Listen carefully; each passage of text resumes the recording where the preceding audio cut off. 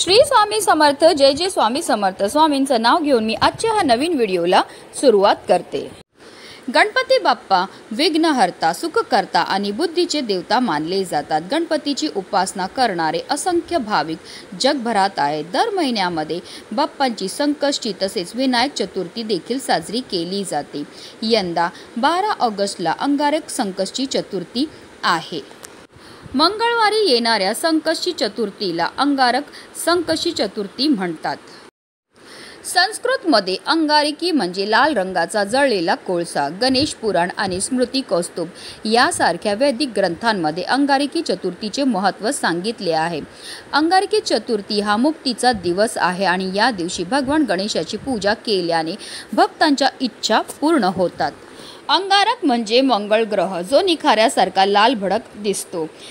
त्याने भारद्वाज ऋषींकडून गणेश मंत्र घेतला आणि गणरायाची उपासना केली। त्याच्या उपासनेवर प्रसन्न होऊन बाप्पाने त्याला आशीर्वाद दिला की माझ्या जन्माची तिथी चतुर्थी होती, म्हणून मंगळवारी येणारी चतुर्थी तुझ्या नावाने अर्थात अंगारकी चतुर्थी म्हणून ओळखली जाईल। अमंगळ समजल्या जाणाऱ्या मंगळ ग्रहाला ज्या वरद विनायकाने पावन केले, त्या विनायकाने आपलेही उद्धार करावे ह्या हेतूने अंगारकी संकष्टी चतुर्थीचे व्रत हे केले जाते। हिंदू पौराणिक कथांनुसार भगवान गणेश हे बुद्धीचे सर्वोच्च स्वामी आहेत आणि सर्व अडथळे दूर करणारे म्हणून देखील ओळखले जाते। म्हणूनच गणेशाची पूजा केल्याने लोकांच्या जीवनामध्ये असणारे जे अडथळे आहेत ते दूर होतात। असे मानले जाते की जो व्यक्ती अंगारकी चतुर्थीला पवित्र व्रत करतो त्याला वर्षभर संकष्टी गणेश चतुर्थी पाळल्याने मिळणाऱ्या लाभासारखे लाभ मिळतात। जन्मकुंडलीत मंगळाच्या अशुभ प्रभावामुळे आर्थिक, कौटुंबिक, आरोग्य किंवा वैवाहिक समस्यांवर आपल्याला मात करण्याची क्षमता मिळते।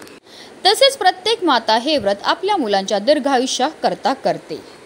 अंगारकी चतुर्थीचं व्रत चंद्र दर्शन आणि गणेशाची पूजा केल्यानंतर समाप्त होतं।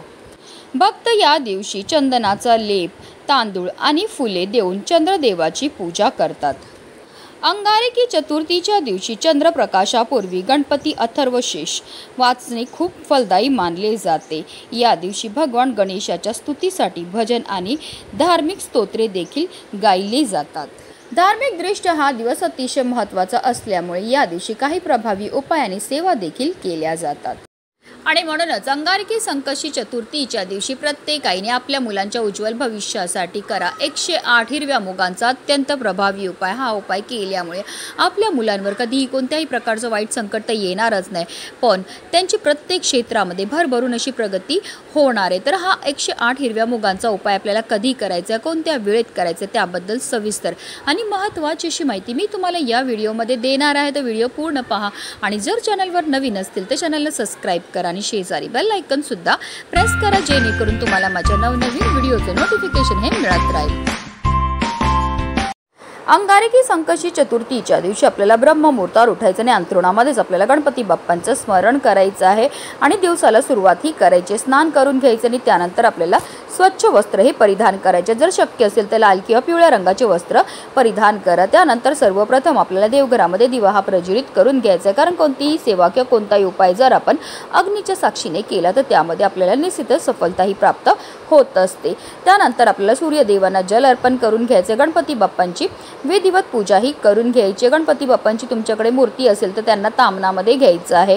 त्यांच्यावर तुम्ही जलाभिषेक किंवा पंचामृताने अभिषेक हा करू शकता। जेव्हा आपण तुम्ही हा अभिषेक करणार आहेत तेव्हा तुम्हाला गणपती बाप्पांचा बीज मंत्राचा जप हा करायचा। 11 पळी पाणी गणपती बाप्पांवर अर्पण करायचं आहे। प्रत्येक पळी पाणी अर्पण करताना आपल्याला ओम गण गणपतये नमः या मंत्राचा जप हा करायचा आहे, किंवा तुम्ही गणपती अथर्वशीर्षमचं पठण सुद्धा करू शकतात। आणि त्यानंतर हे जे तीर्थ आहे ते आवर्जून आपल्याला आपल्या मुलांना प्यायला द्यायचं। असं केल्यामुळे आपल्या मुलांच्या बुद्धीमध्ये वाढ होते।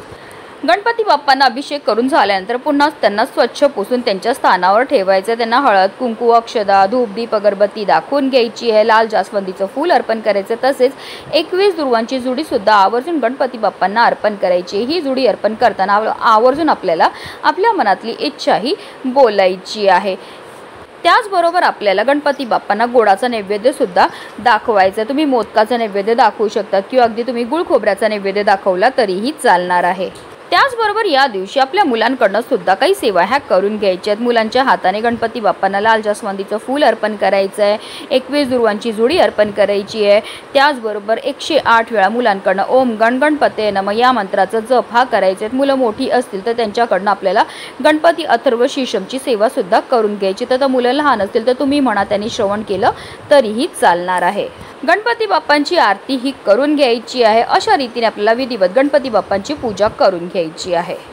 आता हा उपाय आपल्याला कधी करायचा, तर हा उपाय आपल्याला संकष्टी चतुर्थीच्या दिवशी संध्याकाळी 6 वाजल्यापासून 9:30ची जी वेळ असते ती माता लक्ष्मीची आगमनाची वेळ असते आणि त्या वेळेमध्ये जर आपण काही प्रभावी उपाय केले तर त्यामुळे माता लक्ष्मी आपल्यावर प्रसन्न होते। पण आता काही कारणास्तव जर तुम्हाला या वेळेमध्ये हा उपाय करणं शक्य नाही झालं तर तुम्ही अगदी रात्री 12 वाजेपर्यंत सुद्धा हा उपाय जो आहे तो करू शकता। त्याचबरोबर जर तुमची मुलं नोकरी, व्यवसाय किंवा शिक्षणानिमित्त बाहेरगावी असतील तर हा उपाय कसा करायचा ते सुद्धा पुढे व्हिडिओमध्ये मी तुम्हाला सांगणार आहे। हा उपाय सुरू करायच्या अगोदर सर्वप्रथम आपल्याला देवघरामध्ये दिवा हा प्रज्वलित करून घ्यायचा आहे, कारण कोणतीही सेवा किंवा कोणताही उपाय जर आपण अग्नीच्या साक्षीने केला तर त्यामध्ये आपल्याला निश्चितच सफलताही प्राप्त होत असते। त्यानंतर आपल्याला विधिवत गणपती बाप्पांची पूजा ही करून घ्यायची। गणपती बाप्पांना हळद कुंकू लावून घ्यायचं आहे, त्याचबरोबर स्वतःला सुद्धा आपल्याला हळद कुंकू हे लावून घ्यायचं। हा संपूर्ण उपाय आपण देवघरामध्ये बसूनच करणार आहेत। हा उपाय करण्याकरता आपल्याला 108 हिरवे मूग जे आहेत ते लागणार आहेत। जे हिरवे मूग आपण घेणार ते व्यवस्थित पाहून घ्यायचे, ते अखंड असावे, कुठेही तुटलेले, फाटलेले किंवा खराब झालेले नसावे। आता एका वाटीमध्ये आपल्याला या 108 हिरव्या मुगांना ठेवायचं। त्याचबरोबर आपल्याला एक हिरव्या रंगाचा कपडा सुद्धा आपल्या देवघरामध्ये असणाऱ्या गणपती बाप्पांसमोर ठेवायचा आहे। आता तुम्हाला एक मुलगा असेल तर तुम्हाला एक हिरव्या रंगाचा कपडा लागणार आहे, त्याचबरोबर 108 हिरवे मूग लागणार आहेत। आता तुम्हाला 2 मुलं असतील तर 2 मुलांकरता वेगवेगळे 108 हिरवे मूग घ्यायचेत आणि 2 हिरव्या रंगाचे कपडेही घ्यायचेत। एका मुलाकरता वापरलेल्या उपायाच्या ज्या वस्तू आहेत त्या दुसऱ्या मुलाकरता तुम्हाला वापरता येणार नाही। आता आपल्याला 108 हिरव्या मुगांमधनं एक मूग आपल्या उजव्या हातामध्ये घ्यायचा आहे। ओम गणगणपते नमः या मंत्राचा जप करायचा, आपल्या मनातली इच्छा बोलायची आणि तो हिरवा मूग जो आहे तो आपल्याला देवघरासमोर गणपती बाप्पांसमोर जो आपण हिरव्या रंगाचा कपडा अंथरलाय त्यावर अर्पण करायचं। पुन्हा दुसरा हिरवा मूग घ्यायचा आहे, ओम गणगणपते नमः या मंत्राचा जप करायचा, आपल्या मनातली इच्छा बोलायची आहे आणि हा हिरवा मूग जो आहे तो आपल्याला त्या हिरव्या रंगाच्या कपड्यावर ठेवायचा। अशा रीतीने आपल्याला 108 वेळा ओम गणगणपते नमः या मंत्राचा जप करायचं, 108 वेळा आपल्या मनातली इच्छा बोलायची आणि 108 वेळा हे हिरवे मूग जे आहेत ते आपल्याला त्या हिरव्या रंगाच्या कपड्यावर अर्पण करायचे आहेत। आता जे 108 हिरवे मूग आपण त्या हिरव्या रंगाच्या कपड्यावर ठेवले त्याची एक पोटली ही आपल्याला तयार करायची आणि ती पोटली सुद्धा आपल्याला गणपती बाप्पांसमोरच ठेवून द्यायची आहे। आता हात जोडून आपल्याला गणपती बाप्पांना प्रार्थना करायची, आपल्या मुलांच्या आयुष्यामध्ये असणारी जी संकट आहेत, विघ्न आहेत, दोष आहेत ते दूर झालं पाहिजे आणि त्यांची प्रत्येक क्षेत्रामध्ये भरभरून प्रगती झाली पाहिजे। अशा रीतीने आपल्याला गणपती बाप्पांना मनोभावे प्रार्थनाही करून घ्यायची आहे। किंवा आपल्या मुलांची एखादी इच्छा असेल जी काही केल्याने पूर्ण होत नसेल तर ती इच्छापूर्ती होण्याकरता आपल्याला मनोभावे प्रार्थनाही करायची आहे।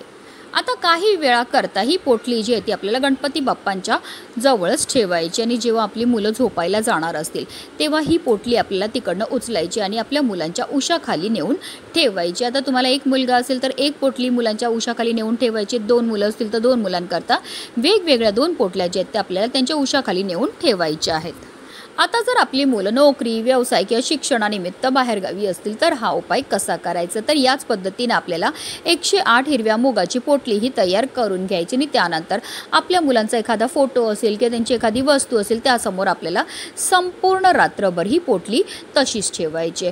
दुसऱ्या दिवशी आपल्याला सकाळी लवकर उठायचं आहे, स्नान करायचं आहे, देवपूजा करून झाल्यानंतर ही पोटली आपल्याला तिकडनं उचलायची आणि घेऊन जायचं आपल्या घराजवळ असणाऱ्या गणपती बाप्पांच्या मंदिरामध्ये। आता तुमची मुलं तुमच्याजवळ राहत असतील तर आवर्जून मुलांना सुद्धा घेऊन जा। मंदिरामध्ये गेल्यावर सर्वप्रथम गणपती बाप्पांसमोर आपल्याला दिवा हा प्रज्वलित करून घ्यायचा। गणपती बाप्पांना हळद कुंकू अक्षदा धूपदीप अगरबत्ती दाखवून घ्यायचं, जास्वंदाचे फूल दुर्वा हे अर्पण करून घ्यायचे आणि त्यानंतर ही पोटली जी आहे ती आपल्या मुलांच्या आयुष्यामध्ये असणारी जी संकट आहेत, विघ्न आहे, दोष आहे, दारिद्र्य ते दूर होण्याकरता मनोभावे प्रार्थना करून आपल्याला गणपती बाप्पांच्या चरणावर अर्पण करायची आहे। संकष्टी चतुर्थीच्या दिवशी म्हणजे अंगारिका संकष्टी चतुर्थीच्या दिवशी हा उपाय करण्याला विशेष महत्त्व हे दिलं जातं। हा उपाय केल्यामुळे आपल्या मुलांवर कधीही कोणत्याही प्रकारचं वाईट संकट तर येणारच नाही, पण त्यांची प्रत्येक क्षेत्रामध्ये भरभरून अशी प्रगती होणार आहे। म्हणूनच व्हिडिओ जास्तीत जास्त लोकांपर्यंत शेअर करा। गणपती बाप्पा मोरया।